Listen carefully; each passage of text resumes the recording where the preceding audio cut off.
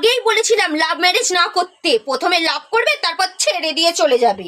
আরে আমার বাবু প্রথমে আমার কথাই উঠতো আর বসতো, যেই বিয়ে হলো অমনি সটাক করে আমার হাত থেকে চলে গেছে, এখন বউয়ের কথাই ওঠে আর বসে।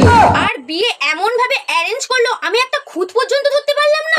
আমার কথা তো বাদই দাও, আরে আমার কুটনি পিসিও পর্যন্ত কোনো খুঁত ধরতে পারলো না। আমাদের মাসিমণি আর পিসিমণি বিয়েতে তো ঝগড়া করার জন্যই এসেছিল। আমার ছেলে এত ভালো অ্যারেঞ্জ করেছে ওরা ঝগড়া পর্যন্ত করতে পেলো না। আর আমিও আমার বউটার নামে একটু খারাপ কিছু বলতে পারলাম না, বউটা সবার সাথে ভালো ব্যবহার করেছে। বিয়ে বাড়িতে যদি একটু ঝগড়াঝাটি না হয় তাহলে কি সেটা বিয়ে বাড়ি হয়? বিয়ে বাড়িতে একটু আত্মীয়রা আসবে, এসে ঝগড়া করবে, মুখ ফুলিয়ে বসে থাকবে, 10 বছর কথা বলবে না, তবেই তো সেটা বিয়ে বাড়ি। বিয়ের বাড়ির লোকজন তো এসে ফ্রি হয়ে ঘুরে বেরিয়েছে, একদম রিল্যাক্স করেছে, মজা করেছে, আনন্দ করেছে, আর আমি নিজে মুখ ফুলিয়ে বসেছিলাম। তুমি একটা কথা বলো তো বাপু, যতক্ষণ না মেয়ের বাড়ির লোকজনের বিপি হাই হচ্ছে ততক্ষণ আমার কি করে শান্তি হয়?